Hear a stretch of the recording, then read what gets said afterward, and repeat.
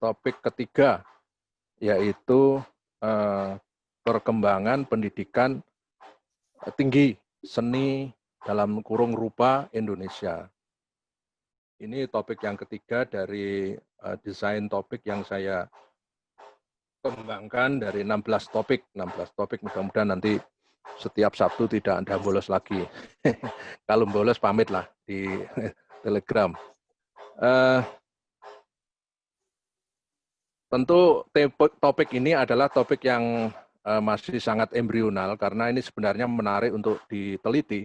Sampai hari ini saya belum menemukan hasil riset, ya entah itu bentuknya tesis atau disertasi atau mungkin tulisan jurnal gitu ya, yang membincangkan tentang perkembangan pendidikan tinggi seni rupa di Indonesia.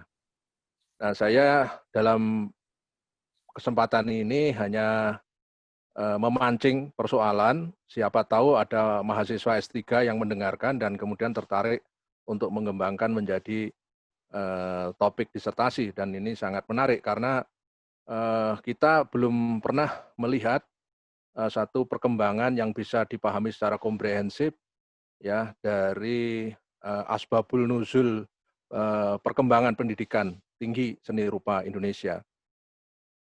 Ini seperti apa? Nah, ini penampangnya seperti apa, alur perkembangannya seperti apa, kita perlu diskusikan.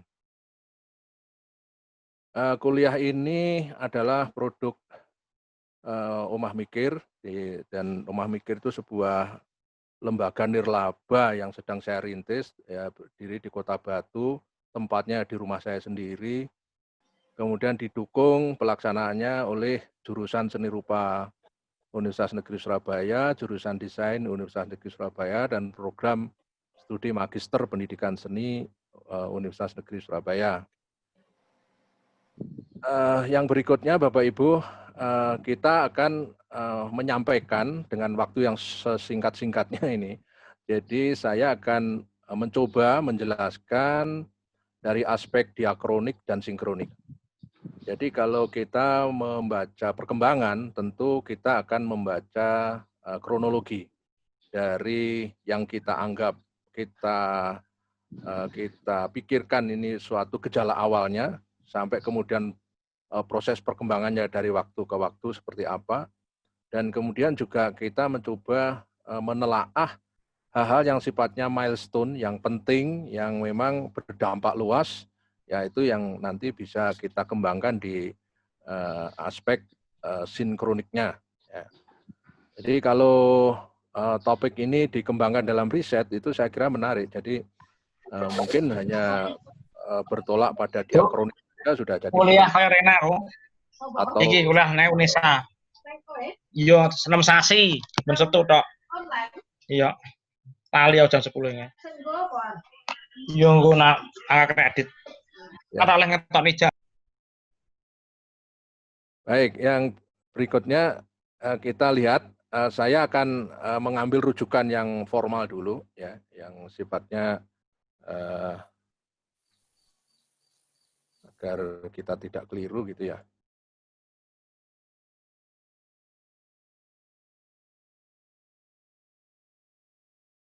Ya,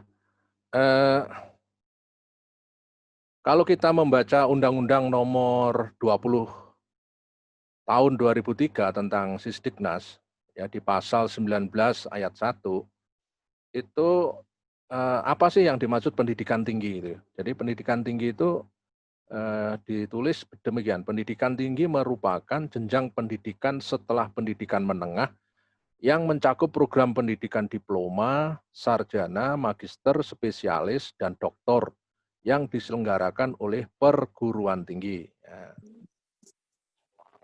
Yang berikutnya saya bandingkan dengan Undang-Undang Nomor 12 tahun 2012 tentang pendidikan tinggi. Ya, kalau yang pertama itu lebih tinggi kedudukannya, Undang-Undang Nomor 20 2003 itu Sisdiknas. Nah, sekarang ini yang pendidikan tinggi yang muncul setelahnya ini. Ya.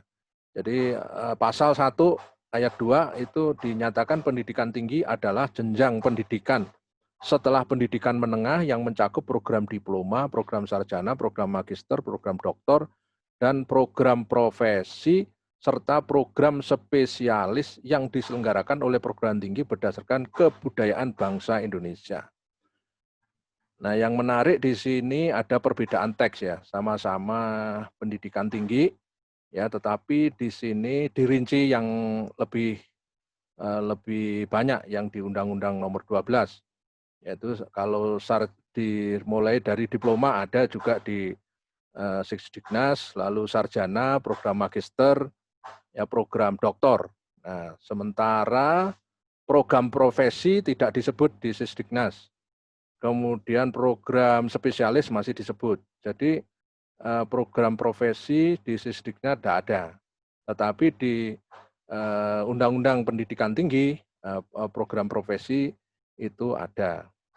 Dan kalimat penutupnya itu yang menurut saya penting, yang diselenggarakan oleh perguruan tinggi berdasarkan kebudayaan bangsa Indonesia ya ini. Kalau yang di itu kan di Undang-Undang Sisdiknas kan yang diselenggarakan oleh perguruan tinggi gitu aja.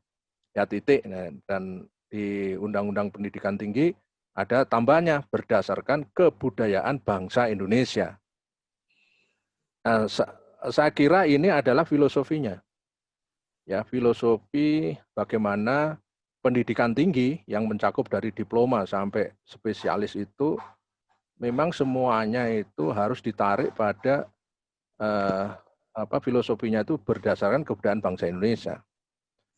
Nah, yang menjadi menarik apa yang dimaksud kebudayaan bangsa Indonesia itu di pendidikan tinggi di Undang-Undang Nomor 12 2012 itu tidak dijelaskan.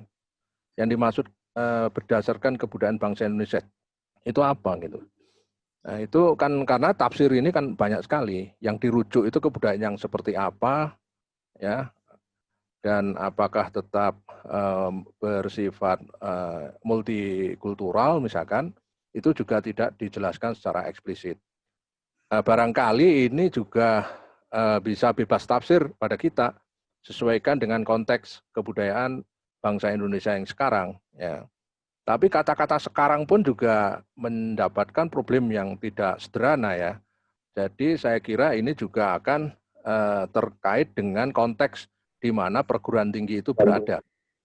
Ya misalkan teman-teman yang di Sumatera Utara misalkan, di sana tentu tantangannya tidak sama dengan yang ada di Jawa, misalkan di Jawa Tengah atau Jawa Timur atau Jawa Barat, itu tidak sama karena background kebudayaannya tentu berbeda. Maka juga visi misi karakter atau kekhasan itu juga bisa dikembangkan dari masing-masing lingkungan kebudayaan di mana perguruan tinggi itu berada. Nah, inilah yang sebenarnya unggulan ya. Keunggulan menurut saya, unggulan yang luar biasa untuk Indonesia. Ketika kita hidup di tengah-tengah kebudayaan yang sangat beragam, dan perguruan tinggi itu sebenarnya tidak perlu semuanya itu distandarisasi yang sama. Yang maksudnya selain Aulia yang sifatnya general saja yang bisa distandarisasi, tetapi semestinya pengembangan pendidikan tinggi, apalagi pendidikan tinggi nanti dalam tanda kutip pendidikan tinggi seni, itu ini merupakan satu peluang bahwa setiap perguruan tinggi yang mengelola program studi seni, maka disitulah peluang untuk mengeksplorasi kebudayaan bangsa Indonesia itu luar biasa, bisa sangat luar biasa itu dibanding dengan negara-negara yang lain ya. Apalagi kalau hanya dibanding dengan negara-negara kecil semacam Singapura, kemudian Brunei, itu saya kira Indonesia tidak ada bandingannya ya. Jadi kita itu mungkin akan sebanding itu tingkat kompleksitasnya itu dengan India, dengan Cina, ya, dengan mungkin dengan negara mana lagi tuh yang banyak suku bangsanya itu. Ya, jadi itu baru berbanding lurus kalau kita membandingkan itu. Kalau kita dibandingkan dengan perkembangan di Singapura, dengan Brunei yang negara kecil-kecil itu saya kira tidak pada tempatnya. Karena kompleksitasnya tentu sangat jauh berbeda. Nah, ini yang mungkin perlu dijadikan landasan untuk pengembangan pendidikan tinggi. Tapi ini dalam konteks sekarang ya Bapak Ibu, saya akan mencoba membuat satu nanti pemetaan perkembangan. Nah, sementara sebelum ke sana ya, di Undang-Undang RI nomor 12 tahun 2012 tentang pendidikan tinggi lagi ya, itu menyatakan di situ bentuk perguruan tinggi pasal 59 ayat 1 itu ada ini. Jadi ada universitas, ada institut, sekolah tinggi, politeknik, akademi, dan akademi komunitas. Nah, masing-masing memang dijelaskan apa yang dimaksud universitas itu apa, institut apa, sekolah tinggi apa, politeknik apa, akademik apa, lalu akademi komunitas apa. Tetapi tolonglah nanti dibuka ya. Masing-masing itu definisinya menurut saya rancu ya. Ya, karena selalu dibebankan ada dua double track di situ. Jadi merupakan pendidikan akademik dan vokasi selalu begitu. Nah, jadi misalkan universitas juga merupakan satuan pendidikan tinggi yang mendidik secara akademik dan vokasional gitu. Nah, terus institut juga gitu. Dan seterusnya. Dan ini saya kira sangat rancu sekali. Ya, dan ini harus ada pemikiran ulang tentang ini karena kalau vokasi ya vokasi. Ya, misalkan politeknik itu akademik atau vokasi? Akademi. Itu vokasi atau akademik. Ya, sekolah tinggi dan seterusnya. Jadi ini kalau sebuah universitas misalkan kemudian diberi tugas dua mata pisau sekaligus, bahwa di dalam universitas itu ada fakultas vokasi misalkan, ya itu seperti apa gitu loh. Jadi apakah ini tidak akan bertumpuk dengan bentuk-bentuk perguruan tinggi yang lain. Nah, ini saya kira problem ya di dalam undang-undang itu perlu. Karena ini nanti juga problematikanya itu juga ada di dalam kebijakan universitas masing-masing terkait dengan nanti pada pengembangan program studi, fakultas, ya sampai kepada akreditasi. Nah, yang berikutnya ini. Jadi saya secara sederhana gitu, saya buat semacam pembagian seperti ini. Jadi saya secara gampang aja membagi sementara ini ada perkembangan sebelum proklamasi atau pra kemerdekaan dan pasca kemerdekaan. Tentu kalau sebelum kemerdekaan itu masa itu tentu masih bisa dibagi lagi, yaitu sebelum kedatangan kolonialisme Barat dan gelombang kedatangan kolonialisme Barat. Nah, pada pra kemerdekaan ini saya sebut dua gelombang ini, gelombang dari India yang kemudian membawa Hindu-Buddha, lalu gelombang dari Cina membawa Konfusianisme, kemudian gelombang dari Arab membawa Islam, ya itu akan punya dampak sosial kultural yang ternyata memang menghasilkan satu warisan budaya yang luar biasa. Ya. Dan kita selalu berhasil keluar menjadi manusia yang jenius ya, karena bisa meramu, mengawinkan gelombang yang dari luar dan kekuatan dari dalam. Ya, makanya Hindu Buddha yang ada di India bukan berarti fotokopi, tetapi ada inovasi-inovasi yang dikembangkan di Nusantara, termasuk Cina dan Arab, dalam hal ini Islam. Nah, ini yang kemudian dalam bagian ini saya juga curiga, apakah pada era ini tidak ada sama sekali yang namanya perguruan, entah disebut tinggi entah tidak, tetapi nyatanya pada saat kebudayaan ini kan kita menyaksikan temuan-temuan kebudayaan atau produk-produk kebudayaan, artefak-artefak kebudayaan yang nilainya sangat tinggi. Ya. Misalkan saja yang kita ambil contoh biar gampang penjelasannya, itu tidak mungkin misalkan Sriwijaya itu menjadi kerajaan yang sangat terkenal di Asia waktu itu, dan pada saat itu juga ada dokumen yang menjelaskan terutama dari dokumen Cina ya. Jadi yang menjelaskan bahwa di Singapura, di Sriwijaya itu ada perguruan tinggi yang sifatnya sudah internasional. Jadi skopnya sudah internasional dan dosen-dosennya juga dosen internasional yang kerjasama dengan Universitas Nalanda di India. Dan di Sriwijaya itu sudah mendidikkan ilmu keagamaan, terutama Buddha ya, Buddha Mahayana. Dan kemudian juga ilmu-ilmu yang lain, ya termasuk astronomi, lalu astronomi tentu astronomi bukan astronomi yang sekarang ya, astronomi model zaman dulu. Kemudian lalu ilmu tentang ketabiban, pengobatan, ya, terus kemudian lalu etika dan seterusnya. Itu ada istilah-istilah yang diambil dari bahasa Sanskerta yang pernah dididikkan di universitas di situ. Jadi artinya pada zaman Sriwijaya pun ya tentu perguruan tinggi itu sudah muncul. Nah kalau tidak muncul maka saya kira juga tidak akan pernah kita mendapatkan bukti-bukti empiris tentang artefak-artefak yang ditinggalkan. Ya saya juga curiga juga apakah misalkan setelah Sriwijaya itu di era Sailendra Sanjaya yang kemudian kita tahu ada peninggalan candi yang luar biasa besar itu, Borobudur dan Prambanan misalkan, kalau kemudian tidak ada sistem ya penularan ilmu pengetahuan atau pendidikan, katakanlah begitu, pada zaman itu. Ya misalkan Gunadarma bisa mendesain Borobudur, itu pendidikannya dari mana tuh Mbak gitu. Ya.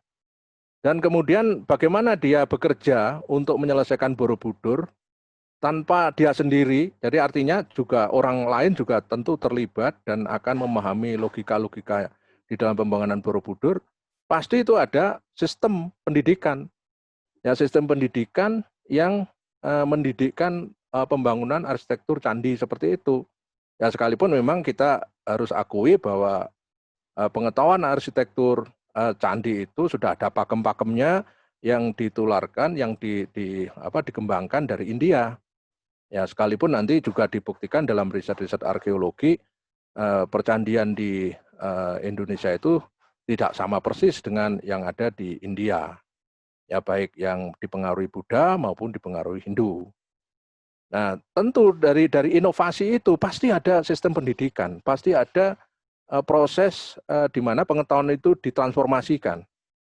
Nah, ini menarik digali. Saya belum riset sampai ke dokumen-dokumen primer ya. Jadi saya hanya menduga-duga, menghipotesis tentang bahwa kedatangan India sampai nanti kepada kedatangan Arab itu di situ pasti terjadi transformasi melalui pendidikan, entah itu formal, entah itu non formal, ya atau berbasis komunitas.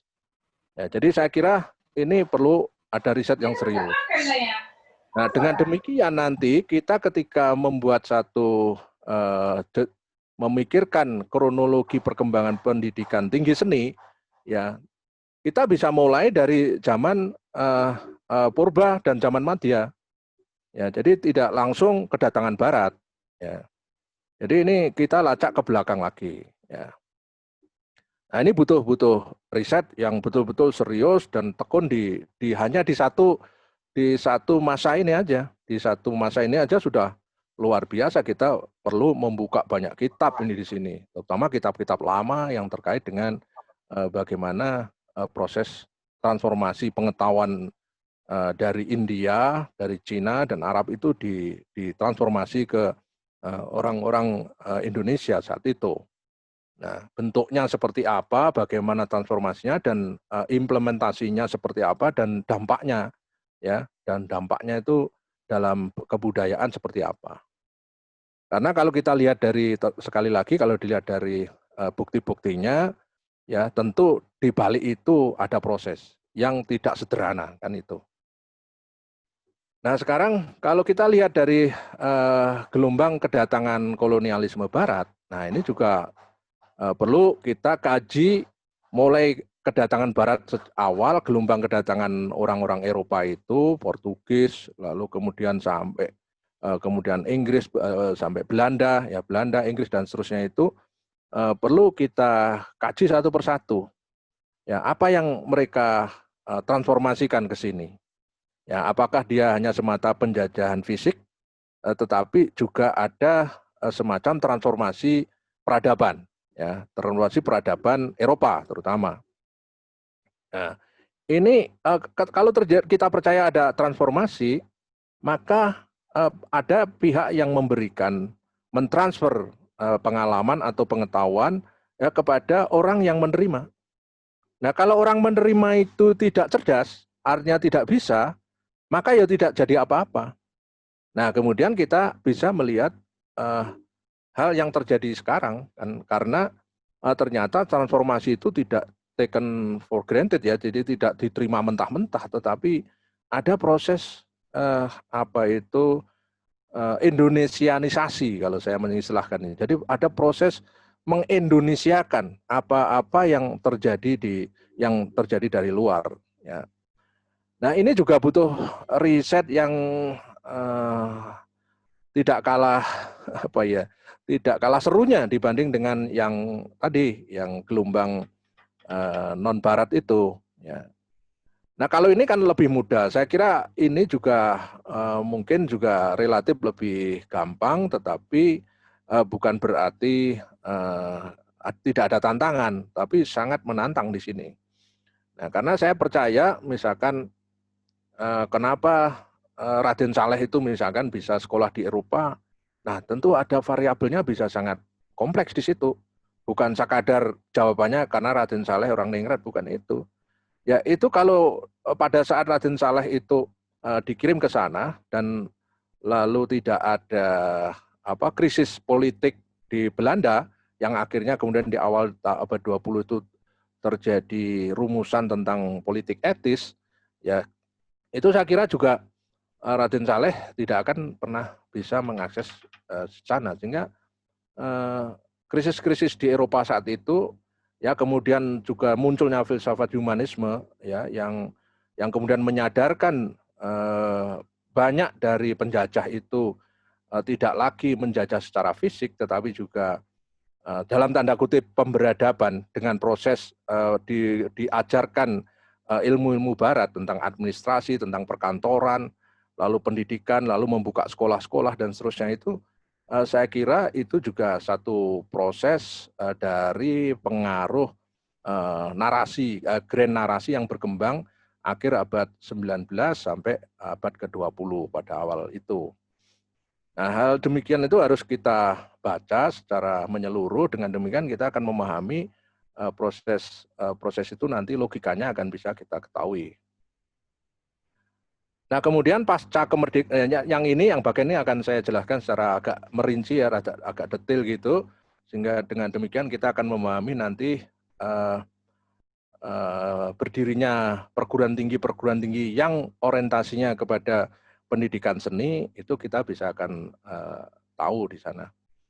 Kemudian nanti pasca kemerdekaan, nah itu nanti kita akan mencatat berbagai milestone yang saya pakai sebagai sandaran untuk analisis sinkronik ya. Jadi kalau sinkronik kita akan menentukan sampel persoalan bisa dijadikan model. Ya, misalkan nanti kita bisa mendiskusikan misalkan kenapa sih perguruan tinggi tingkat universitas, perguruan tinggi yang akan mencetak guru gambar itu kok ada di Bandung? Kenapa tidak di Semarang? Kenapa tidak di Surabaya? Ya, kenapa kok di Bandung? Kenapa kok tidak di Batavia misalkan itu?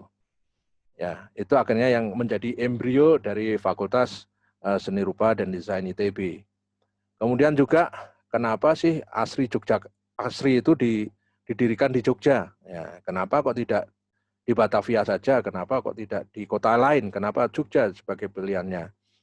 Nah, itu kompleks sekali. Jadi ada masalah-masalah budaya, masalah-masalah geopolitik yang berkembang saat itu, sehingga Bandung dan Jogja itu dipakai mendirikan sekolah atau perguruan tinggi seni yang nanti akan menjadi tonggak penting dalam perjalanan perguruan tinggi seni di Indonesia. Nah, tentu nanti juga akan bisa ditemukan varian-varian yang lain dari berbagai daerah ya, dari pendidikan ini ya. Nah, sehingga dengan demikian ini sebenarnya alur yang sangat kompleks, tidak sederhana. Ini saya hanya berusaha menyederhanakan satu pendekatan diakronik agar bisa kita lacak gitu ya. Baik, kita lihat ya. Jadi sebelum kedatangan Barat kita tahu bahwa Sriwijaya itu sekali lagi adalah pusat pendidikan kerjasama dengan Nalanda yang sudah saya jelaskan tadi. Dan kita lihat peta Sriwijaya itu garis merah itu yang di kanan itu kan adalah bagaimana Sriwijaya itu mempengaruhi daerah-daerah sekitarnya. Bayangkan pada saat itu sekitar abad ke-7 ya. Ya di mana teknologi belum tinggi seperti sekarang ya. Tapi manusia Sriwijaya itu sudah menguasai setidaknya wilayah Asia Tenggara. Ya, jadi setidaknya itu sudah meliputi Jawa, lalu Sumatera terutama Sumatera, Jawa dan Malaysia. Ya, dan pelayarannya itu juga sudah sampai ke Asia Selatan ya, sampai ke Vietnam dan Laos, Kamboja yang sekarang ini menjadi negara yang sudah otonom itu.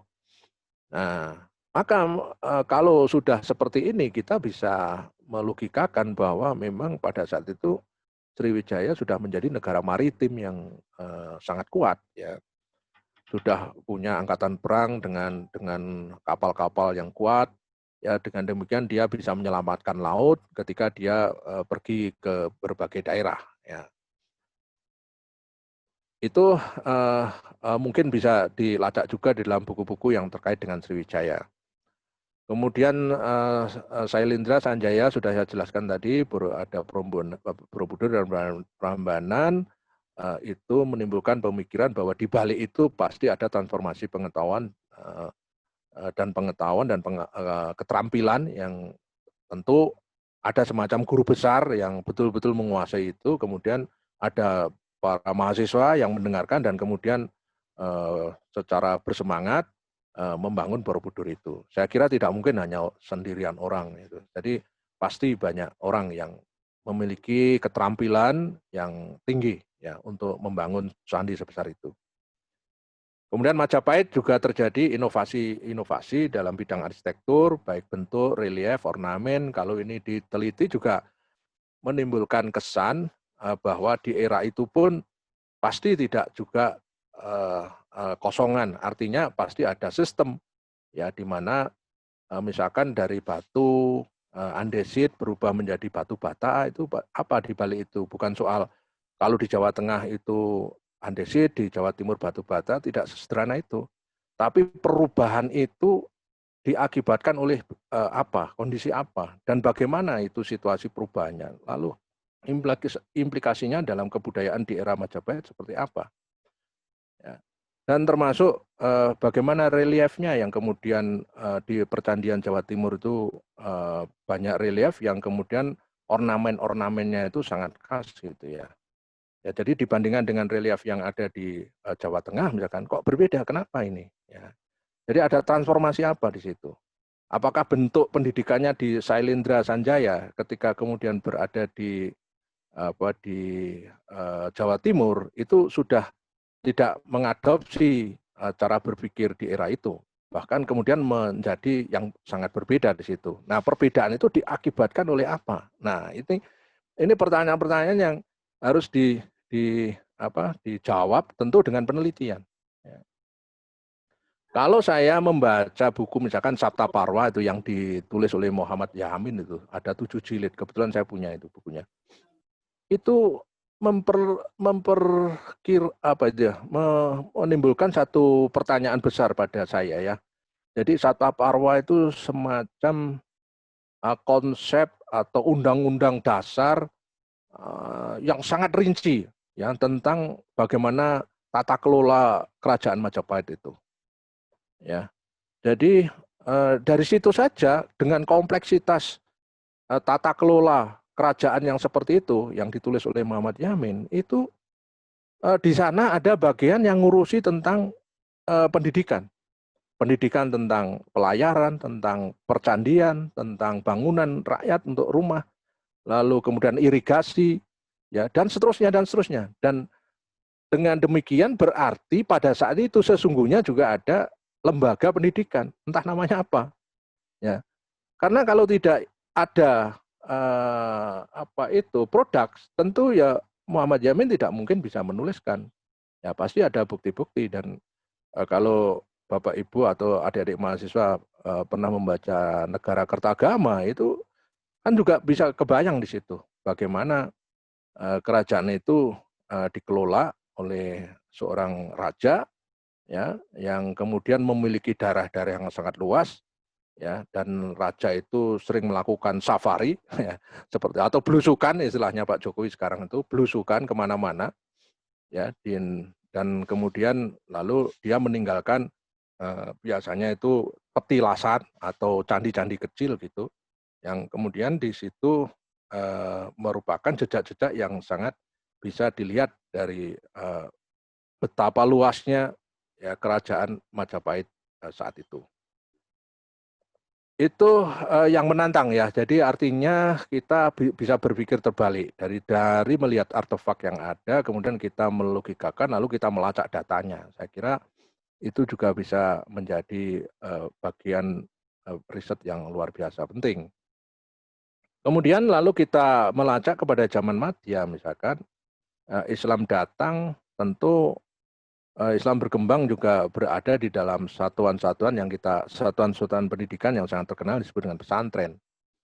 Dan selain itu pesantren itu pada awalnya memang mendidikkan tentu sebagai pusat pendidikan agama. Tetapi pertanyaan kalau hanya agama tok yang dididikkan, bagaimana dia bisa membuat masjid misalkan? Ya bagaimana dia bisa mengukir yang kemudian muncullah peradaban kubur yang kemudian ada batu nisan yang terukir kaligrafi yang rumit ya dan seterusnya sampai kepada akhirnya bisa menginovasi bentuk wayang di Jawa. Nah, artinya di sana pesantren itu kalau itu kita asumsikan sebagai sebuah lembaga pendidikan itu ternyata tidak semata-mata bukan hanya sekadar pendidikan agama. Bisa jadi juga pendidikan yang lain, pendidikan kerajinan, pendidikan kesenirupaan dalam arti luas, ya dan seterusnya.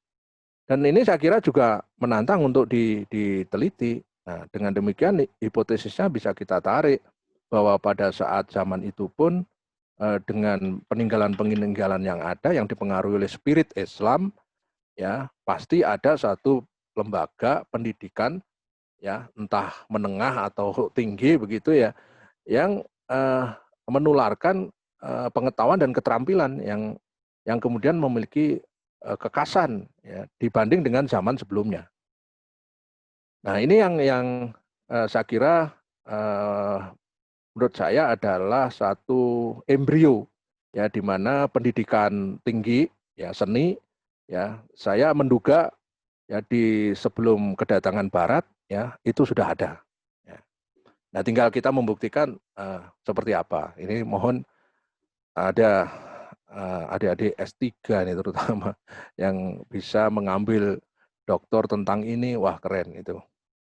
Ya, tapi risetnya harus sampai ke sana ke Leiden ya membuka kolonial arsip terus ke universitas yang memang betul-betul mengumpulkan data-data primer yang terkait dengan naskah-naskah, lalu bukti-bukti yang lain ya yang bisa dikumpulkan untuk menjelaskan ini. Ya, kalau kita membaca buku-buku standar yang sudah dihasilkan para sarjana Barat ya, misalkan Claire Holt, lalu kemudian Wagner, kemudian sampai ke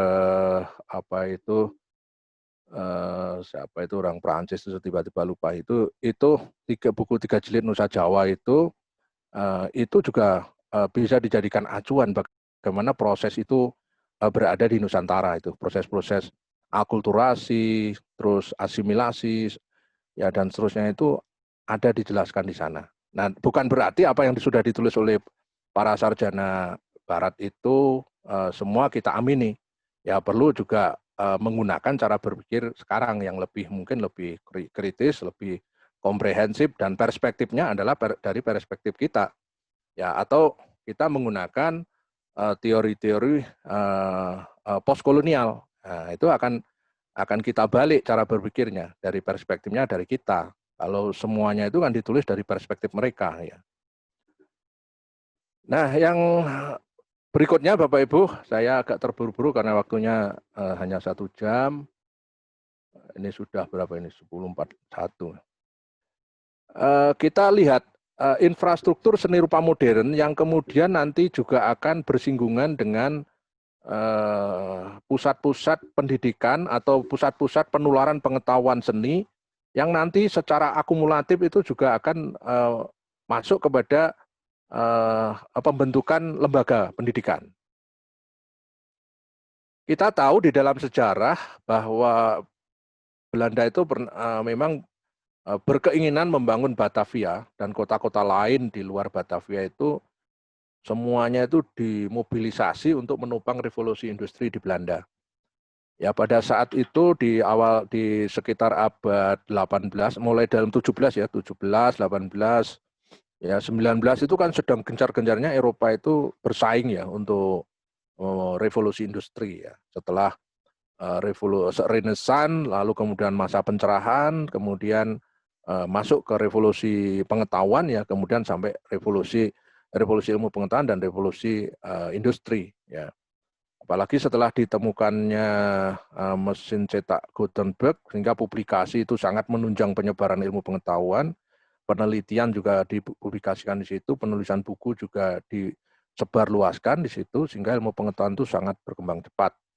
Nah, kemudian juga ditemukanlah alat transformasi seperti mesin uap, lalu kemudian juga di abad 20 mulai ditemukan pesawat terbang, ya, yang kemudian bisa membawa mobilitas manusia kemana-mana. Dan ini yang kemudian memacu mesin industrialisasi di negara-negara Eropa yang pada saat itu memang sedang mengeksploitasi dunia di luar Eropa, terutama Asia dan Afrika, yang dijadikan tanah sebagai harapan baru untuk mengembangkan industri di Eropa. Nah, tentu menggunakan pola kolonialisme ya, koloni, yaitu bertempat tinggal di daerah yang dijajah itu. Nah, singkat cerita, kemudian pada awal 1778 atau abad 18 ya, hampir akhir abad 18 itu di Batavia itu dibangun perkumpulan seni dan ilmu pengetahuan Batavia ya. Ya, itu istilah Belandanya itu, Batavia Genootschap van Kunsten en Wetenschappen. Ya, itu adalah perkumpulan yang bisa diakses oleh siapapun sebenarnya waktu itu. Ya, selain perkumpulan seni juga menyiapkan buku-buku seni yang bisa dibaca, bisa diakses oleh penduduk di Batavia khususnya. Nah, harapannya apa sih? Harapannya ya nanti orang-orang pribumi itu, terutama juga orang-orang Eropa yang diberikan tugas di Indonesia, ya, di Hindia Belanda waktu itu namanya, ya itu juga bisa membaca perkembangan ilmu pengetahuan yang terkini pada saat itu. Nah, inilah yang kemudian titik awal dari transformasi pengetahuan itu dimulai di Batavia. Nah, kalau kita ngomong Batavia itu sebenarnya nanti pengaruhnya pada Indonesia secara luas, Hindia Belanda secara luas ya, karena memang pusat pemerintahnya itu di sana di Batavia. Kemudian makin dipercepat transformasi itu dengan dimulai pembangunan jalan raya pos ya, the Groot Postweg ya, jalan pos besar yang di sepanjang pantai utara Jawa mulai dari Anyer ke Panarukan itu 1808 sampai 1811. Yang sebenarnya ini diniatkan untuk mendukung ya menopang industri agrikultural ya. Jadi pabrik gula ya, karena ada petani-petani nanam tebu, kemudian di berbagai kota itu ada pabrik gula yang sampai hari ini kan masih bisa dilihat jejaknya ya, di kota-kota tertentu itu ada berbagai berdiri pabrik gula. Nah, itu sebenarnya semua peninggalan di era ini, di zaman Belanda. Dan industrinya diangkut pakai apa? Ya tentu membutuhkan jalan. Dan jalannya itu apa? Ya ini. Ya, jadi yang dibangun Daedalus itu, ya 1808 sampai 1811. Memang tidak semua merupakan jalan baru, ya kalau Bapak Ibu membaca atau adik-adik mahasiswa membaca riwayat ini, tidak semua itu pembukaan jalan baru, tetapi perbaikan, pelebaran, dan seterusnya. Ya, dan kita tahu betapa sulitnya zaman itu. Ya kan geografi di Jawa itu kan tidak mudah juga ya. Jadi banyak bentangan-bentangan, sungai-sungai yang terjal, gunung-gunung dan seterusnya. Nah, ini yang nanti kalau sudah jadi semuanya itu memang dipakai untuk menyambung jalur ekonomi, tetapi juga jalur kebudayaan, tentu di dalamnya juga akan menyangkut jalur pendidikan. Jadi jalan itu adalah sebagai sebuah alat mobilitas, transformasi bukan hanya barang, bukan hanya orang, tetapi juga pengetahuan di situ. Jadi di balik itu sangat kompleks fungsinya. Nah, kemudian kita catat lagi 1807, artinya 1 tahun sebelum jalan pos itu dibangun, Raden Saleh itu pergi ke Eropa malah. Jadi untuk diberi fasilitas belajar ke Eropa, terutama belajar seni ya memang. Nah, itu sampai 1880. Ya, jadi cukup panjang Raden Saleh di Eropa itu. Nah, dengan demikian Raden Saleh orang pribumi yang kali pertama yang mendapatkan pengalaman dididik di sana di Eropa dan mendapatkan fasilitas berkeliling dari negara satu ke negara yang lain, tentu tidak hanya keliling tapi juga melukis dan pameran, dan komunitasnya itu adalah para elit di Eropa, ya kalangan-kalangan kerajaan di Eropa. Nah, karena itu Raden Saleh saya kira salah satu fenomena Enlander yang penduduk asli yang betul-betul bisa mengakses peradaban Eropa pada zaman itu. Cuma sayangnya Raden Saleh itu sendirian, ya tidak kemudian memberi dampak secara luas pada dunia seni saat itu ya. Sekalipun setelah Raden Saleh memang ada kemudian secara bergantian itu orang-orang dari golongan ini ya ningrat Jawa yang sekolah ke sana ya seni rupa, misalkan ambil contoh Abdullah Surya Subrata, misalkan Abdullah Surya Subroto, orang itu anaknya Wahidin Sudirohusodo, bapaknya Basuki Abdullah. Itu juga datang ke sana untuk belajar seni. Sekalipun niatnya di awal itu diminta oleh bapaknya itu sekolah kedokteran, tapi sampai sana ternyata enggak jadi, lalu kuliah seni rupa. Terus pulang, terus gantian anaknya lagi, Basuki Abdullah dan seterusnya. Nah, juga termasuk orang-orang yang lain yang nanti juga mendapatkan pendidikan langsung dari sana. Ambil contoh kalau di Bandung itu ada Safi Isumarja, ya itu tapi sudah masuk ke abad 20 waktu itu. Ya nanti kemudian pulang lalu membantu Simon Admiral ketika menyiapkan sekolah guru gambar tingkat universiter yang kemudian menjadi FSR di ITB itu. Yang berikutnya saya mencatat juga embrio tentang transformasi pengetahuan itu juga dibentuk didirikannya Stovia. Ini menjadi menarik karena nanti tokoh-tokoh dari sini lulusan dokter Jawa ini ya tahun 1898 itu mewarnai dunia pemikiran, terutama nanti ada gerakan Budi Utomo dan seterusnya. Itu kebanyakan adalah orang-orang lulusan Stovia, ya. Jadi sekolah dokter Jawa, School of Reading Fund in this Arts. Nah, kemudian tahun 1900 ada bioskop pertama di Batavia. Ya, ada bioskop. Nah, dari sini sebenarnya kita bisa membayangkan bahwa Batavia itu sudah kota yang modern. Ya, kota modern, ada bioskop dan segalanya. Ya, sekalipun belum ada industri bioskop di Indonesia saat itu. Tetapi ada gedungnya. Kalau ada gedung berarti ada masyarakat yang menonton dan film-filmnya tentu produksi dari Eropa. Nah, kemudian yang didatangkan di Batavia. Nah, dengan demikian kan terjadi tukar negosiasi ilmu bahasa rupa barat dalam bentuk film itu ada di Batavia yang kemudian mengilhami, kemudian mendorong pengetahuan itu pada masyarakat Indonesia itu. Kemudian yang berikutnya 1902 itu kita melihat ada NIC. Ini saya kira ini juga satu organisasi yang luar biasa dan penting, dan ini memang sudah banyak yang meriset tentang ini. NIC ya, Nederlands Kunstkring, yaitu Asosiasi Lingkar Seni Hindia Belanda. Di Batavia juga, yang kemudian itu berkembang sampai 28 Kunstkring. Ya, berdiri di sejumlah kota. Ya, jumlah kota itu ya tentu selain di Batavia, di Bandung, di Semarang, di Surabaya, ya, Medan dan seterusnya, 28 Kunstkring. Ya, artinya tidak main-main. Pada saat itu Kunstkring itu dipakai untuk pameran karya-karya maestro Eropa. Nah, pada tahun itu manusia Indonesia itu sudah diperlihatkan karya-karya maestro Eropa yang dikelilingkan di 28 Kunstkring itu. Ya, mungkin termasuk di Surabaya. Nah, saya sudah menemukan bukti empiris di Surabaya Kunstkring, itu ada pameran yang memang sebagai pameran karya-karya maestro Eropa. Ya.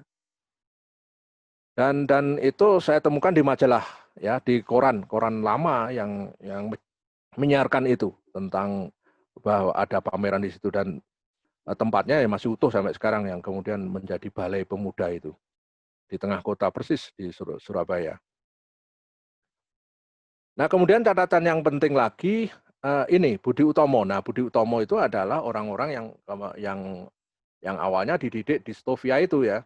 Ya, ini tahun 1908 orang-orang cerdas saat itu, karena kalangan dokter itu adalah orang-orang yang terdidik tinggi, ya.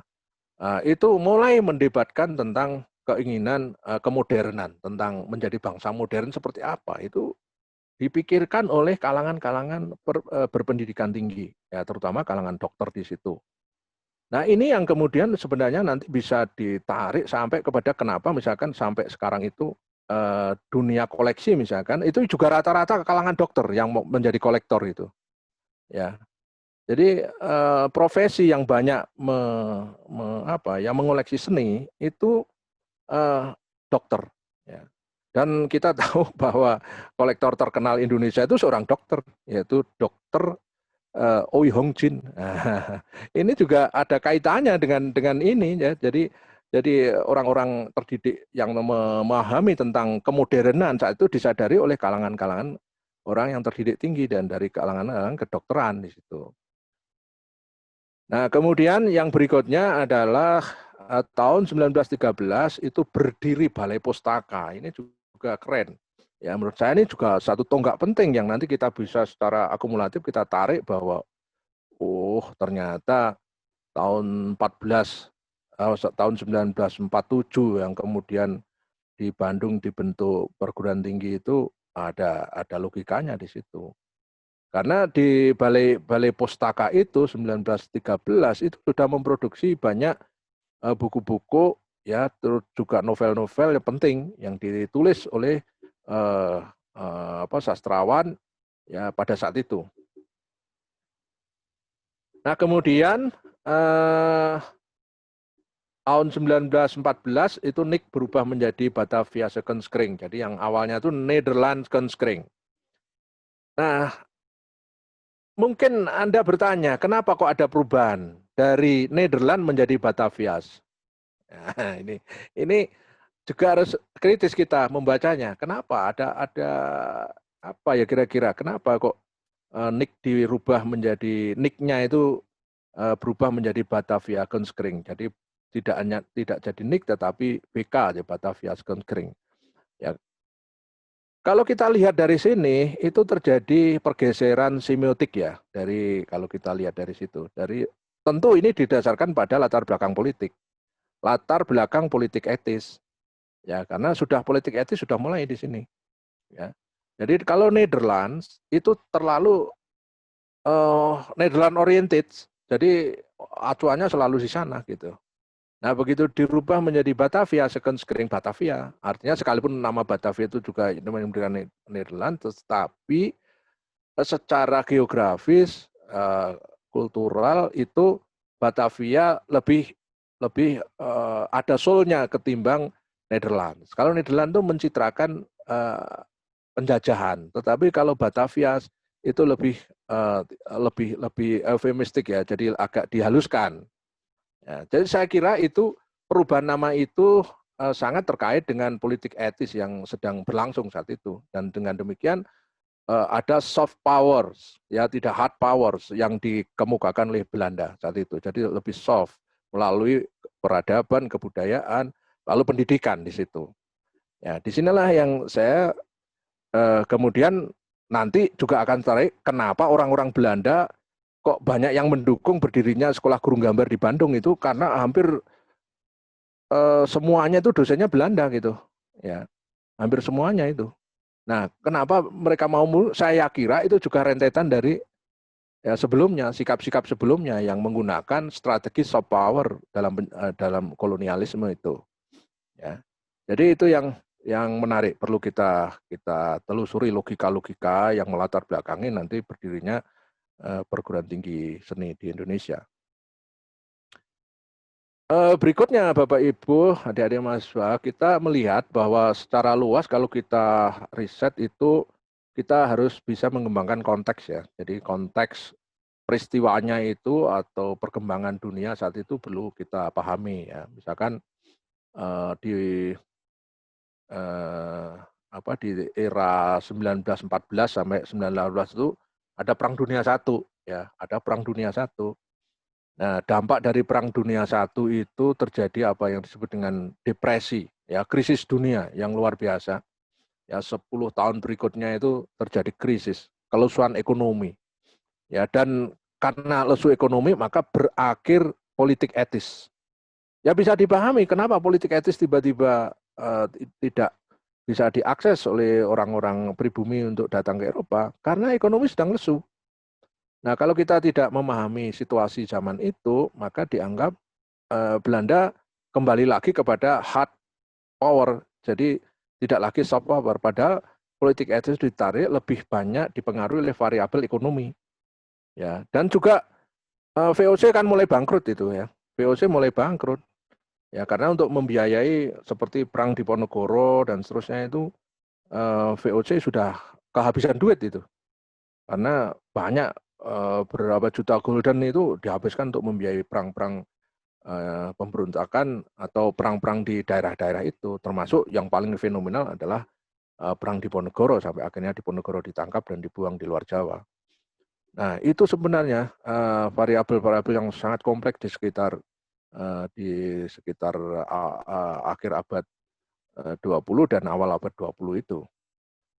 Nah, tetapi yang menarik Bapak Ibu, ketika politik etis ditarik, ekonomi sedang lusuh, ini manusia Indonesia kemudian secara aklamasi itu mengumandangkan Sumpah Pemuda.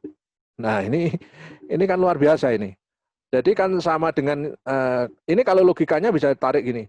Pada saat Jepang kalah dengan sekutu, ketika sudah dibombardir, Jepang menyerah, lalu kita memerdekakan bangsa Indonesia ini. Ya, setelah Nagasaki, Hiroshima bombardir, Kaisar Hirohito menyerah, ya, kemudian melalui waktu itu berita itu diterima dengan melalui radio, ya, kemudian lalu Bung Karno dan Hatta didorong untuk segera memproklamasikan kemerdekaan. Nah, itu juga sama. Saya kira Sumpah Pemuda itu kayak situasinya kayak proklamasi, ya. Ketika politik etis itu tidak jalan, lalu kelulusan ekonomi, maka konsentrasi pemerintah kolonial mungkin tidak sefokus tentang gerakan-gerakan ini ya anak orang-orang muda yang berusaha untuk menyatu itu. Nah, terjadilah 1928 Sumpah Pemuda. Ini saya kira tonggak yang luar biasa, penting sekali karena perasaan menjadi satu itu mengkristal di dalam Sumpah Pemuda. Kemudian kalau tahun 30-an mulai muncul Moi Indi. Ya, jadi Moi Indi itu itu juga seiring dari pengaruh dari orang-orang yang dimobilisasi karena ada iklan-iklan di Hindia Belanda yang mengiklankan tentang alam kehidupan Hindia Belanda yang unik, eksotik, ya dan seterusnya. Dan ada sejarah tentang ini pariwisata. Saya membacanya dari sejarah pariwisata Indonesia ya yang dari Belanda, dan ada iklan-iklan yang tercetak hitam putih itu. Dan memang tulisannya semua adalah memfasilitasi orang-orang Eropa yang ingin menikmati cahaya tropis ya, karena memang kita tahu ya di Eropa seperti itu iklimnya. Begitu masuk ke Nusantara banyak yang tidak mau pulang juga ya, sekalipun juga ada yang pulang balik lagi, tetapi juga banyak yang tinggal di Indonesia sampai akhirnya menjadi warga negara dan seterusnya, termasuk para seniman-seniman itu. Nah, inilah yang sebenarnya saling kait-mengait ya. Dan kemudian kita lihat lagi ya, 1932 sampai 33 majalah Pujangga Baru terbit dalam bahasa Indonesia. Ya, bahasa Indonesia modern itu sudah modern. Ini merupakan aktualisasi politik dan kultural bahasa sebagai akibat Sumpah Pemuda, coba. Jadi Sumpah Pemuda itu akhirnya mengakibatkan perubahan narasi keindonesiaan itu makin luar biasa dengan dipakainya bahasa Indonesia secara modern. Ya, kita tahu bahwa bahasa Indonesia itu awalnya itu dari bahasa Melayu kecil di Riau yang dipakai oleh orang tidak banyak, tetapi dipilihlah itu sebagai menjadi bahasa kesatuan. Nah, itu bahasa Jawa yang dipakai saat itu. Ya, tetapi kok bahasa dari Melayu kecil di Riau kemudian menjadi bahasa Indonesia. Nah, itu juga kita butuh riset itu ya, untuk kenapa begitu. Nah, tentu ada hal yang sifatnya politik yang dipertimbangkan. Nah, itu makin dikuatkan ketika Pujangga Baru itu mengembangkan bahasa Indonesia itu melalui dari penulisan sampai ejaan-ejaannya itu ditertibkan di situ. Itu tahun itu saya kira capaian kebudayaan luar biasa karena bahasa itu penting sekali untuk menyatukan Indonesia. Kemudian tahun 1934, 40 sampai 40 Batavia Kunstkring itu menyelenggarakan pameran ya, koleksi P.A. Renault ya, ini seorang industrialis ya. P.A. Renault itu kolektor industrialis pabrik cat di Hindia Belanda. Pabriknya waktu itu di Batavia. Jadi ada dia seorang industrialis ya memang. Dan dia punya koleksi-koleksi seniman-seniman modern Eropa yang satu sangat terkenal, misalkan Picasso, Marc Chagall, Gauguin, Van Gogh, Vasily Kandinsky. Bayangkan itu di Batavia pada saat itu sudah ada pameran kelas-kelas kayak gitu yang sudah semuanya masuk pada publikasi seni rupa dunia waktu itu. Dan itu dibaca orang-orang sebangsa siapa itu yang kemudian nanti jadi persagi itu Sujoyono dan kawan-kawan. Ya.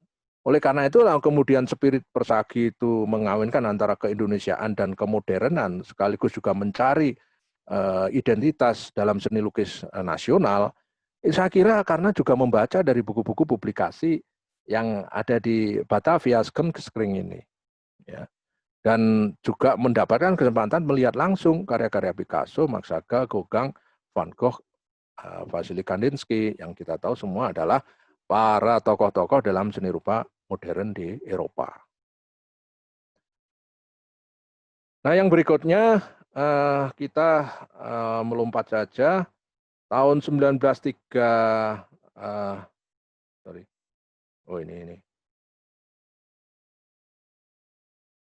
Ya, pada tahun 35 sampai 39 itu terjadi polemik kebudayaan. Ini juga satu tonggak penting yang kemudian nanti akan menjadi satu dasar-dasar pemikiran kebudayaan Indonesia selanjutnya. Yang mau berkiblat ke barat atau timur atau campuran dan seterusnya, itu perdebatan antara Sultan Takdir versus Sanusi Pani dan kawan-kawan. Ya, ini mohon dibaca bukunya, kumpulan perdebatan polemik kebudayaan itu dari apa yang dikumpulkan oleh Akhtiar K. Miharja.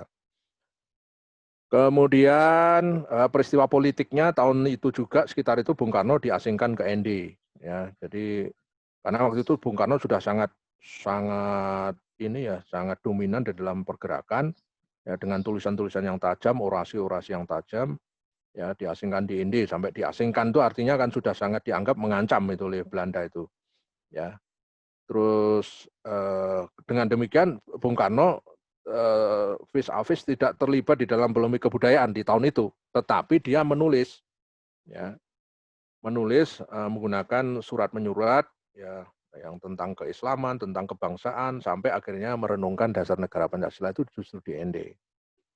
Kebetulan saya pernah ke sana riset tentang Soekarno, pernah masuk ke situs Soekarno di kota ND, ya, dan memang menggetarkan itu luar biasa, ya. Tahun-tahun itu Bung Karno sudah sampai seperti itu dengan kondisi kota yang saya kunjungi tahun 2001 itu masih sangat sederhana. Bagaimana tahun zaman itu gitu loh. Nah, yang mengejutkan juga Bapak Ibu, 1936 itu di Bali itu berdiri Pitamaha. Sementara Persagi, gerakan kemodernan seni rupa itu 38, berarti lebih duluan Pitamaha. Nah, itu berdiri di Ubud, itu karena juga ada dukungan dari Puri. Nah, oleh karena itu sebenarnya pra kemerdekaan itu Puri itu adalah sebagai salah satu pusat pendidikan. Ya, pusat pendidikan, kebudayaan, keagamaan, ya, sampai kepada melahirkan orang-orang yang bergelar undagi dan seterusnya. Itu saya kira pengaruh Puri sangat luar biasa dan itu juga menarik untuk diteliti. Ya, kenapa Pitamaha itu kemudian menjadi gerakan pembaruan inovasi di seni rupa, khususnya seni lukis di Ubud, ya, karena ada pengaruh penguasa Puri yang menyadari itu. Cokorde Gede Agung Sukowati misalkan itu, kemudian memfasilitasi orang-orang Barat seperti Walter Spear dan Rudolf Bonnet, ya, untuk dipertemukan dengan seniman lokal yang agraris, yang petani rata-rata itu. Ada I Gusti Nyoman Lempat, ada Anak Agung Gede Sobrat, lalu Ida Bagus Made dan seterusnya, yang kemudian mereka bertemu, jadilah satu genre seni lukis yang inovatif, ya. Jadi lukisan wayang yang semula itu krempeng, gepeng begitu, ya, begitu kena pengetahuan anatomi, lalu cahaya, ya, dan perspektif, maka kemudian ada kesan ruang. Misalkan terlihat sekali itu karyanya Anak Agung Gede Sobrat, ya. Itu kan luar biasa. Itu satu pertemuan yang antara tradisi dan modern Barat itu tanpa menimbulkan gejolak. Nah, itu keren sekali. Saya kira itu capaian, dan ini bisa dibaca di disertasinya Kun Atnyana, sekarang sudah profesor itu, Profesor Kun Atnyana. Ini disertasinya tentang Pitamaha. Kemudian Persagi berdiri 38. Nah, ini Persagi berdiri baru 38, baru 2 tahun berikutnya itu. Dipicu oleh situasi politik sosial, secara visual juga dipicu makin seringnya pameran pelukis asing di Batavia tadi yang sudah saya jelaskan. Kapan dia berdiri? Dalam dokumen dijelaskan 23 Oktober 1938, karena banyak di publikasi yang lain tuh agak ngaco, itu ada yang 37 dan seterusnya. Jadi yang betul ini 38. 23 Oktober 38 di Batavia, di Gang Kaji. Ya, ketua periode 1 Agus Jaya, tetapi hanya setahun bubar. Ya, enggak tahu bubarnya karena apa, saya enggak ngerti. Ya, lalu periode kedua Balu ketuanya itu L. Setioso. Kemudian Sujoyono sebagai sekretarisnya. Yang kemudian ini berlangsung hingga zaman Jepang datang 1942. Setelah itu Persagi sudah tidak aktif. Ya. Kemudian 1939 Persagi mengadakan pameran pertama di toko buku Kolf Batavia. Ini saya pernah mendatangi situs aslinya di Jakarta Utara, ya, dan saya potret itu bekasnya itu, toko buku Kolf Batavia. Toko ini punya ruang representatif untuk pameran, memang lumayan besar tokonya, ya, belum dirobohkan, ya, masih utuh bangunannya, cuma enggak dipakai. Selain itu ada ini Chinese Handelsvereinigung, dan juga ada Hotel des Indes. Ini yang tempat-tempat yang bersejarah yang seringkali dipakai oleh pameran saat itu. Termasuk Bung Karno pernah membuka pameran di ini Hotel des Indes ini. Kemudian jelang akhir kolonialisme Belanda didirikan sejumlah sekolah yang menyiapkan tenaga terampil, tekun, teknis yang sifatnya keteknisan ya.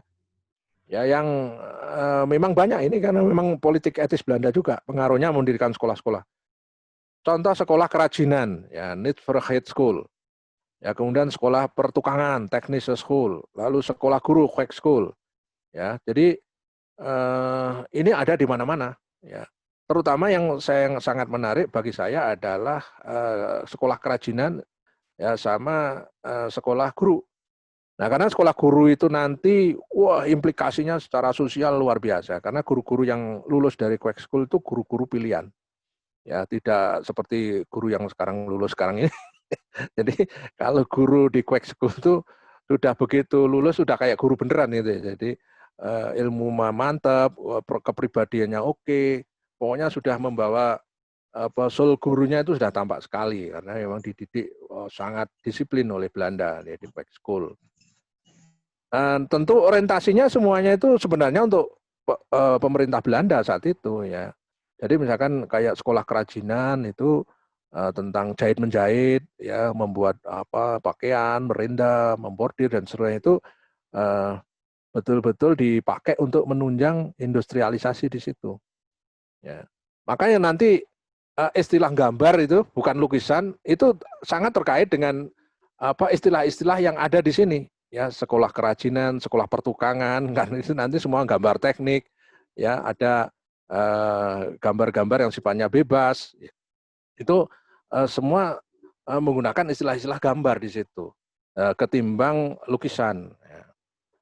Nah, ini yang harus kita pahami nanti. Makanya kayak gerakan seni rupa ini persagi persatuan ahli-ahli gambar Indonesia. Kenapa kok tidak ahli-ahli lukisan Indonesia?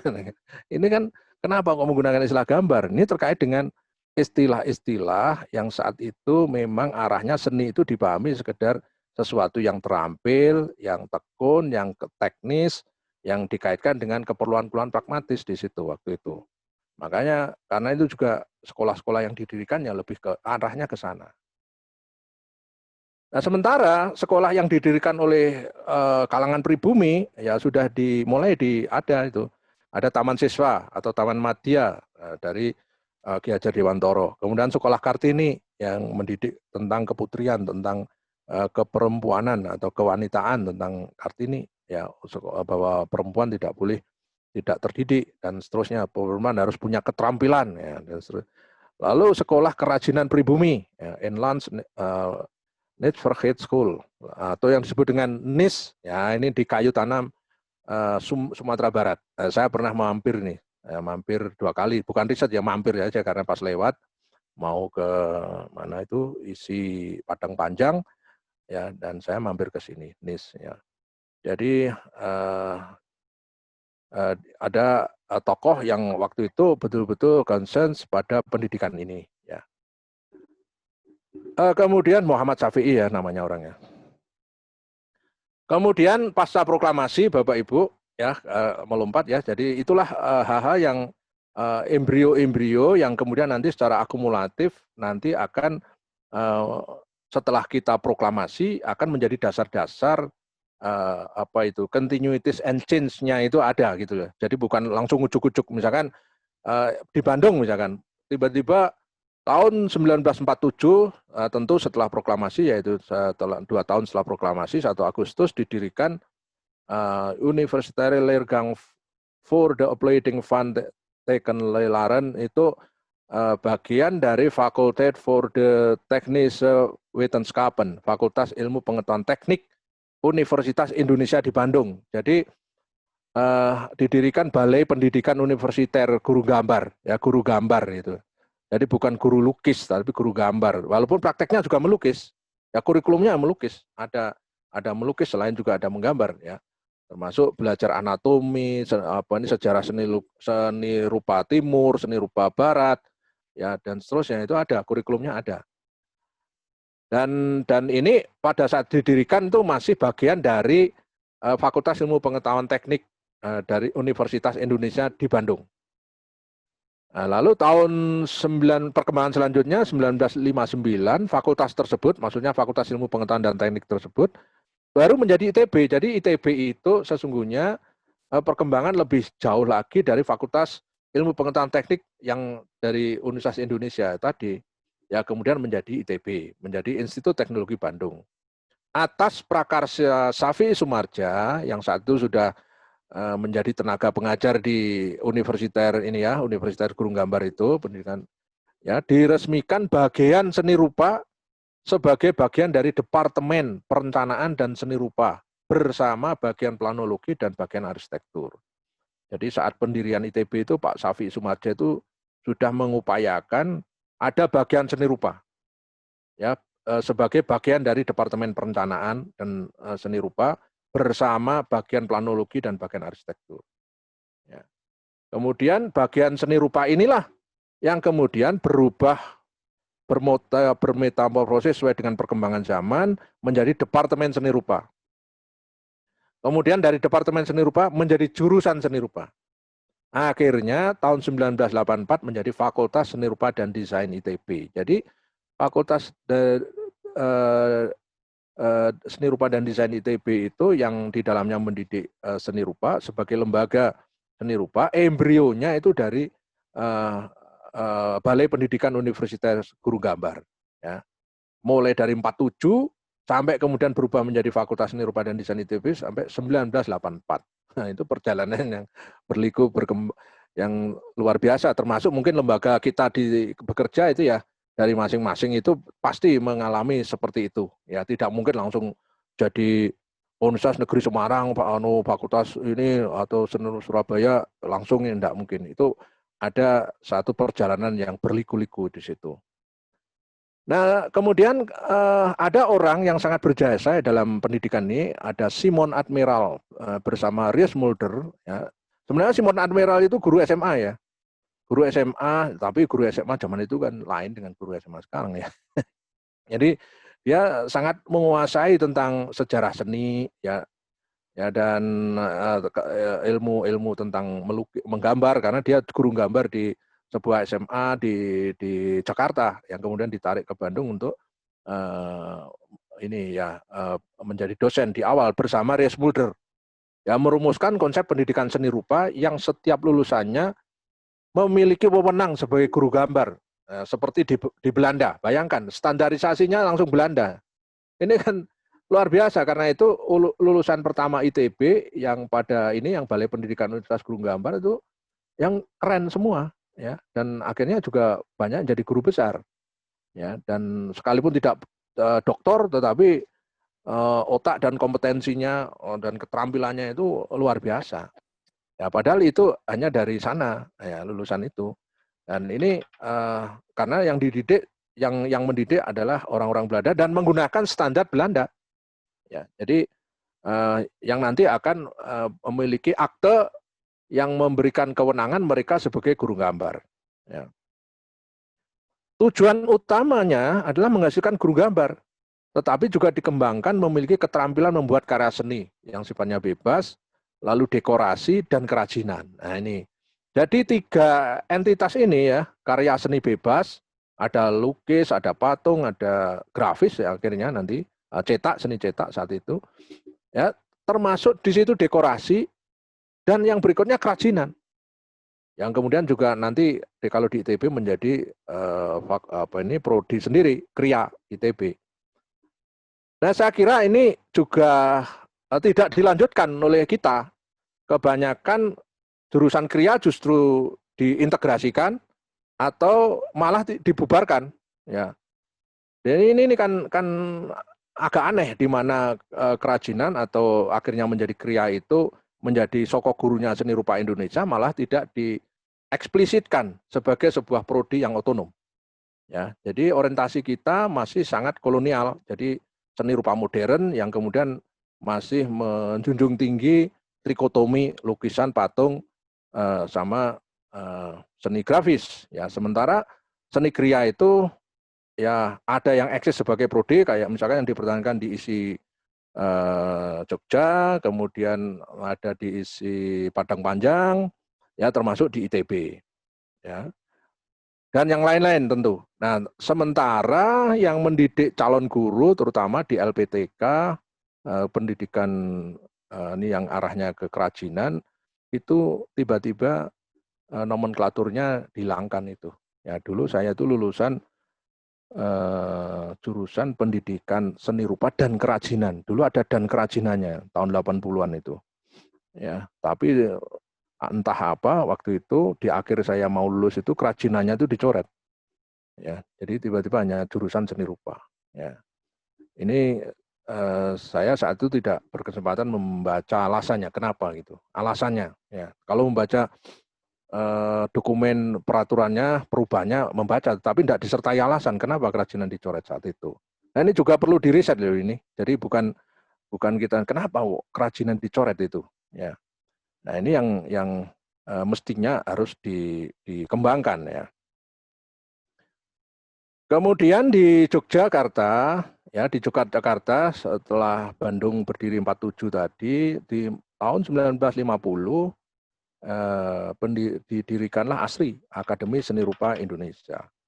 Diinisiasi oleh R.J. Katamsi, ini orang yang memiliki akte pendidikan guru gambar, ya R.J. Katamsi itu selain Safi Sumarja, ya Safi Sumarja di Bandung dan di Jogja ada R.J. Katamsi, ya makanya dia kemudian menjadi salah satu pendiri ASRI, Akademi Seni Rupa Indonesia. Bersama siapa? Jenderal-jenderalnya seni rupa, yaitu S. Sujoyono, Hindra Gunawan, Jaya Ngasmoro, Kusnadi, Sindu Sisworo. Ya, ini tonggak-tonggak yang luar biasa, yang mewarnai pendidikan ASRI yang tentu berbeda dengan yang di Bandung tadi. Karena di Bandung hampir semuanya dosennya Londo, ya Belanda. Nah, sementara di ASRI semuanya adalah orang Indonesia. Pasti visinya sangat bertolak belakang, ya berbeda sekali. Ya, dan itu sebenarnya menarik kalau kita kaji tidak hanya diakronik ya, tapi sinkronik. Jadi dua-duanya itu bisa dipersoalkan secara sinkronik. Ya, kenapa terjadi perbedaan itu? Ya, kita bisa lihat kontrol kurikulumnya misalkan. Kurikulum di era awal ASRI sama kurikulum di era awalnya sekolah guru gambar di ITB itu, ya. Itu bisa kita bandingkan siapa dosennya, ya dan seterusnya. Ya, syukur ada deskripsi mata kuliah dan standarisasinya seperti apa. Kalau di sekolah guru gambar standarisasinya Belanda, kalau di ASI pakai standarisasi atau apa atau bagaimana. Itu akan menarik kalau dikaji secara sinkronik. Jadi betul-betul membedah dua institusi itu sebagai satu pilar pendidikan pendidikan tinggi seni di Indonesia yang memang mengawali dan akhirnya melahirkan para sarjana yang kemudian juga sarjana itu kembali ke daerah masing-masing, lalu sebagian besar juga menjadi dosen yang kemudian juga mengajar di satuan-satuan pendidikan yang di luar institut itu, yaitu misalkan sampai ke IKIP dan yang lain-lain semua juga kebanyakan juga dari lulusan sana. Ya, kemudian berubah dari STSRI ASRI Yogyakarta ya 1968 ya. Jadi perubahan itu dari ASRI 50 berubah menjadi nama STSRI ASRI Yogyakarta 1968. Lalu berubah kemudian ISI Yogyakarta menjadi ISI Yogyakarta tahun 1984. Ya, ditandatangani SK-nya itu oleh Pak Nugroho Noto Susanto. 84. Itu merupakan fusi antara tiga lembaga, Sekolah Tinggi Seni Rupa Indonesia ASRI, Akademi Musik Indonesia atau AMI yang sudah ada tahun 1963, lalu Akademi Seni Tari Indonesia ASTI 1963 juga. Tapi dua akademi ini, AMI maupun ASTI sebenarnya embrionya sebelum berubah nama Akademi Musik dan Akademi Seni Tari itu sebenarnya sudah tahun 50-an sudah ada, tapi namanya bukan Akademi Musik atau Akademi Seni Tari. Ya. Jadi ini merupakan fusi tiga lembaga yang kemudian berubah menjadi ISI Yogyakarta 1984 yang sekarang kampusnya ada di Jalan Parangtritis itu. Ya, itu satu kondisi di mana Yogyakarta akhirnya terpilih menjadi ASRI, dan itu juga kenapa ASRI itu dipilih di Yogyakarta, itu juga lagi-lagi akan sangat menarik apabila kemudian dibedah secara sinkronik. Ya, kenapa kok tidak di Surabaya, kenapa tidak di kota lain, tapi di ASRI, di sana di. Nah, kita tahu nanti ini kaitannya dengan juga politik ya, politik dan dukungan kebudayaan, dukungan politik, dukungan kebudayaan, sosial budaya. Ya, dipilihlah Jogja itu. Kita tahu Jogja itu kan pernah jadi ibu kota Republik ya, dan kemudian Republik ini bisa berjalan kemerdekaannya dengan mulus karena dukungan dari Sultan Jogja. Ya, kemudian karena di sana ada kerajaan yang sangat berpengaruh, ya Mataram, ya, yang kemudian itu menjadi satu melting pot peradaban Indonesia, juga sudah dibangun perguruan tinggi besar, ya, yaitu Universitas Gadjah Mada, yang pada saat berdiri juga difasilitasi oleh Keraton Yogyakarta, bahkan dulu kuliahnya itu pernah di Kepatihan, di mana-mana ya, di gedung-gedungnya kerajaan Keraton Jogja itu dipakai oleh UGM waktu itu. Nah, dengan demikian sangat gampang diterima apabila kemudian isi Yogyakarta, di mana infrastrukturnya itu saat itu juga difasilitasi oleh keraton, dan orang-orang yang aktif di sana, ya, orang-orang aktif yang mendidik maksudnya kayak Hendra Gunawan dan yang lain-lain itu memang pergerakan keseniannya itu antara Jakarta dan Jogja, ya. Jadi dari Jakarta ke Jogja lagi, ibu kota pindah ikut ke Jogja, lalu kemudian ibu kota pindah lagi ke Jakarta, lari lagi ke Jakarta dan seterusnya. Dan sebagian juga memang tidak ikut-ikut. Misalkan kayak Sujoyono itu kan ulang-alik itu. Ya, kalau yang lain-lain kayak Indra Gunawan juga tinggal di Bandung, ya. Dan inilah yang menjadi menarik apabila kita kaji secara sinkronik. Kemudian kita tahu berikutnya Jakarta. Jakarta itu kemudian juga berdiri lembaga pendidikan tinggi seni yang prestisius ya, yang juga penting. Itu juga tidak tidak bisa dilepaskan dari berdirinya PKJ ya, Pusat Kesenian Jakarta, tim ya, dan Dewan Kesenian Jakarta. Tahun 68 ya, yang atas inisiatif dari Gubernur Jakarta I yaitu Ali Sadikin. Kemudian tahun 70 berdiri LPKJ, memiliki ya, jadi LPKJ itu rentetan dari berdirinya Pusat Kesenian Jakarta, Taman Ismail Marzuki, dan Dewan Kesenian Jakarta sebagai ini yang membuat program-program.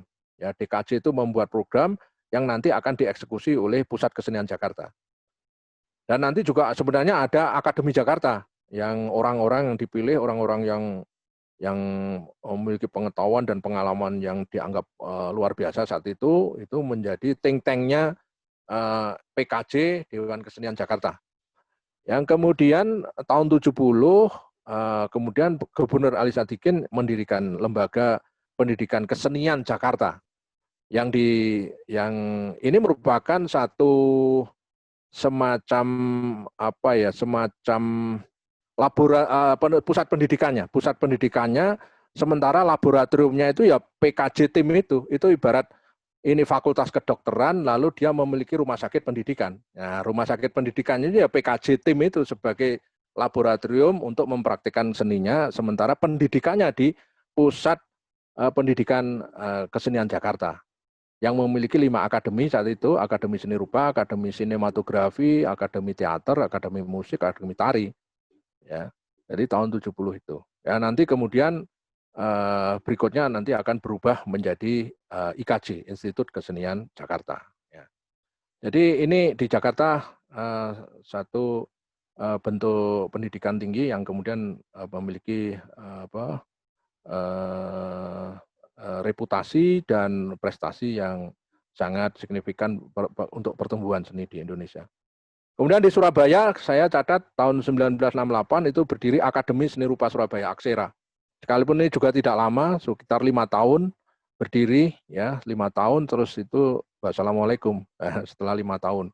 Ya setelah itu tidak. Tapi dari Aksera itu tercatat seniman-seniman Surabaya yang kemudian menjadi tonggak-tonggak seni rupa modern di Surabaya.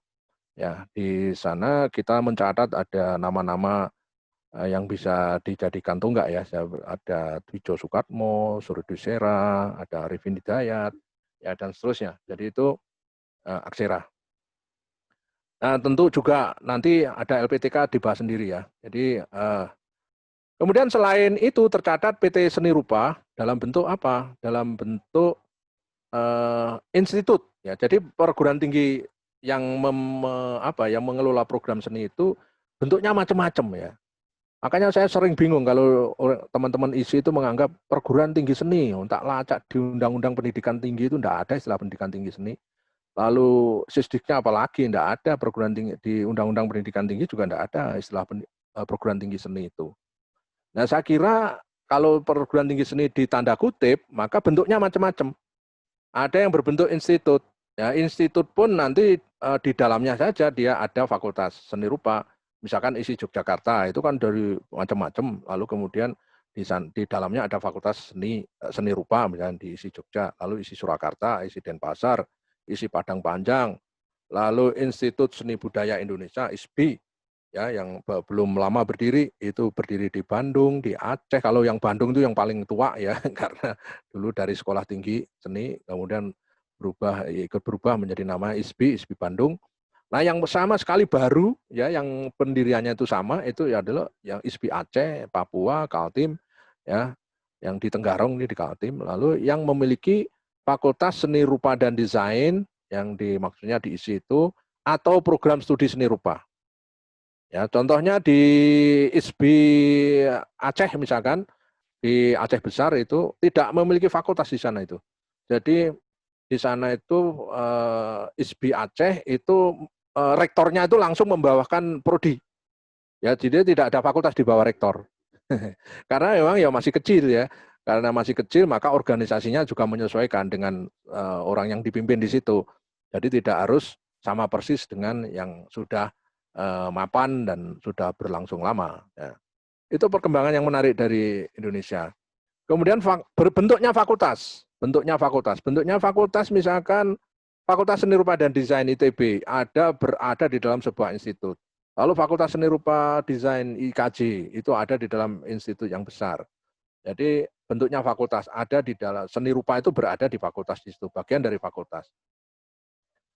Lalu fakultas atau prodi seni rupa di dalam universitas LPTK negeri. Nah, ini saya kira kontribusinya luar biasa. Seringkali juga dilewatkan dari perbincangan perguruan tinggi seni, padahal daya dukungnya luar biasa ini. Karena kalau kita lihat pertumbuhan seni di daerah di luar Bandung dan Jakarta, di luar Bandung, Jakarta, Jogja, itu kebanyakan dikembangkan oleh teman-teman yang ada di LPTK, yang di dalamnya ada prodi seni rupa.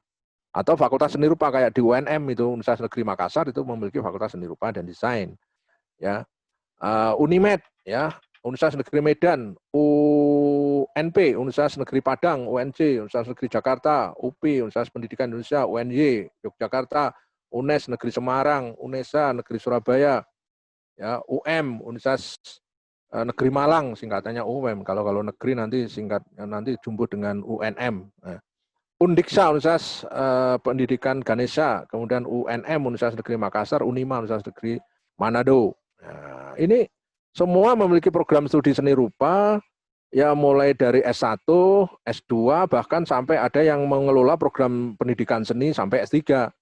Contoh UPI, UNES, ya yang ada S2-nya itu UNESA, lalu UNM, Universitas Negeri Makassar, ya, kemudian mana lagi ya, di UPI juga ada S2-nya, S2, S3 di UPI. Kalau di UNES ada S2, S3, UNESA masih S2, ya Malang ada S2 pendidikan keguruan malahan, keguruan seni rupa, ini unik ini namanya. Ya, terus kemudian di Makassar ada Universitas Negeri Makassar, insya Allah juga ke depan akan ada S3 pendidikan seni.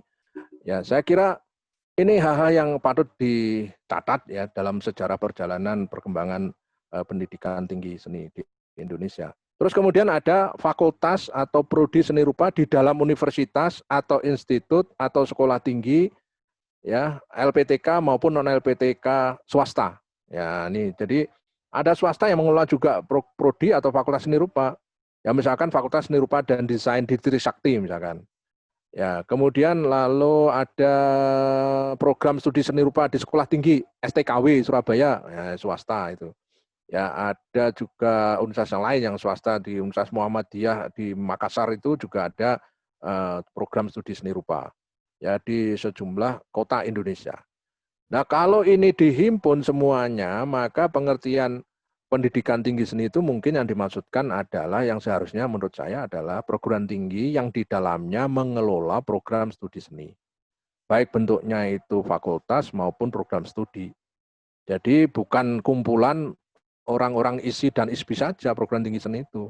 Karena kalau itu dibatasi seperti itu, maka daya dukungnya kurang. Ya, jadi karena kita tahu perkembangan seni rupa di tadi yang di daerah itu kebanyakan juga didorong oleh teman-teman yang ada di LPTK yang mengelola program studi seni rupa.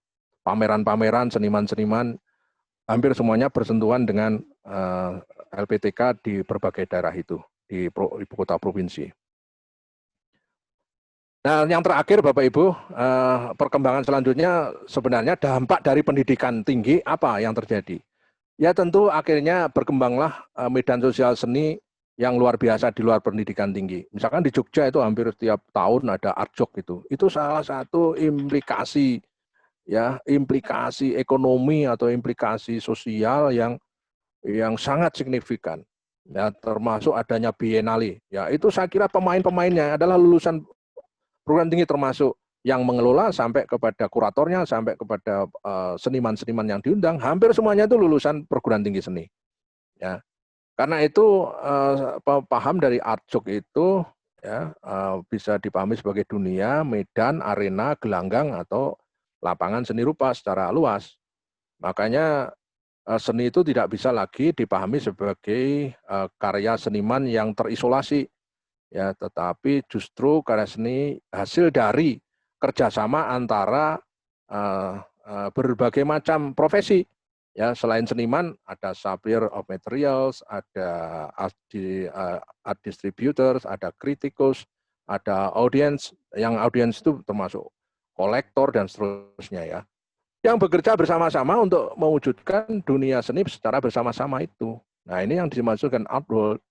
Ya, jadi dampak dari pendidikan seni yang sudah bertahun-tahun berlangsung itu melahirkan banyak lulusan yang kemudian itu menciptakan satu sinergisitas di dalam art world yang berkembang di Indonesia.